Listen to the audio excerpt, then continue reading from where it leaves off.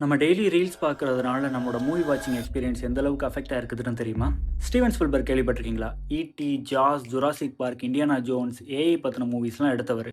AI படம் இதுல வந்து 2001லயே எடுக்கப்பட்ட படம். ஸ்டீவன் ஸ்பில்பர்க் யாருன்னா, வேர்ல்ட் லெவல்ல டாப் 10 மோஸ்ட் இன்ஃப்ளூயன்சர்ன்னு டைரக்டர் லிஸ்ட் எடுத்தா, அதுல டாப் 5ல கண்டிப்பா இருக்க வேண்டிய ஒரு ஆளு. அவர் டைரக்ட் பண்ண படம் டிஸ்க்ளோஷர் டே கொஞ்ச நாளைக்கு முன்னாடி ரிலீஸ் ஆகி ஃப்ளாப் ஆயிடுச்சு. நானும் யோசிச்சேன், படம் நல்லா தானே இருக்கும், அப்புறம் ஏன் ஃப்ளாப் ஆச்சுன்னு சொல்லி இன்னைக்கு டவுன்லோட் பண்ணி பார்த்தா, படம் ரொம்ப நல்லா இருக்கு. அப்புறம் ஃப்ளாப் தான ஆகும். இந்த சோஷியல் மீடியா எரா நம்மளோட அட்டென்ஷன் ஸ்பேன் எல்லாமே வந்து 3 டூ 8 செகண்ட்ஸ் வரைக்கும் தான் இருக்கு. அதுக்குள்ள நம்மளோட அட்டென்ஷன கிராப் பண்ணல அப்டின்னா, ஸ்க்ரோல் பண்ணிட்டு அடுத்த ரீல்க்கு போயிடுவோம். பட் இந்த மூவி வந்து ப்ராப்பரா ஒரு படம் எப்படி இருக்கணும், ஒரு ஸ்க்ரீன் பிளே எப்படி இருக்கணும், ஷார்ட் டிவிஷன் எப்படி இருக்கணும், ஸ்டோரி போர்டிங் எப்படி இருக்கணும், டயலாக் எப்படி இருக்கணும்னு சொல்லிட்டு ஒரு டெக்ஸ்ட் புக் மெட்டீரியல் மாரி எடுத்து வச்சிருக்காரு இந்த படத்த. அப்புறம் எப்படி படம் ஓடும்? அதான் படம் ஓடல. I mean even look at this poster. Poster கூட எவ்ளோ ப்ராப்பரா இருக்குது. Even look at the synopsis of the film.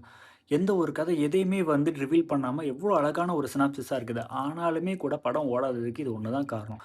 பீப்பிள்ஸோட attention span வந்து ரொம்ப கம்மியாயிடுச்சு. அதில போயிட்டு 2 நிமிஷம், 3 நிமிஷத்துக்குன்னு நெறைய லாங் ஷாட்ஸ் வச்சுட்டு, ஏகப்பட்ட டயலாக்ஸ் வச்சுட்டு, ஸ்க்ரீன் பிளேல ஏகப்பட்ட லேயர்ஸ் வச்சுட்டு படம் எடுத்துட்டு இருந்தா இந்த காலத்தில கண்டிப்பா படம் ஓடாது. இத பத்திலாம் பேசும்போது இந்தியன் படம் தான் எனக்கு ஞாபகம் வருது. செகண்ட் பார்ட் இல்ல, ஃபர்ஸ்ட் பார்ட். அதில கமல்ஹாசன் வந்து மனிஷா கோயலா கிட்ட ஒரு டயலாக் ஒண்ணு சொல்லுவாங்க. ஷிண்ட்லர்ஸ் லிஸ்ட்ன்னு ஒரு படம் ரிலீஸ் ஆயிருக்குது. அற்புதமான படம். ஆளே இருக்க மாட்டாங்க. சத்யம் தியேட்டருக்கு வா 10 பேர் தான் இருப்பாங்க. போய் பார்க்கலாம் அப்படின்னு சொல்லுவாரு. அந்த மாரி தான் ஆயிடுச்சு. நல்ல நல்ல படங்களுக்கெல்லாம் கூட்டமே வராம போயிடுச்சு.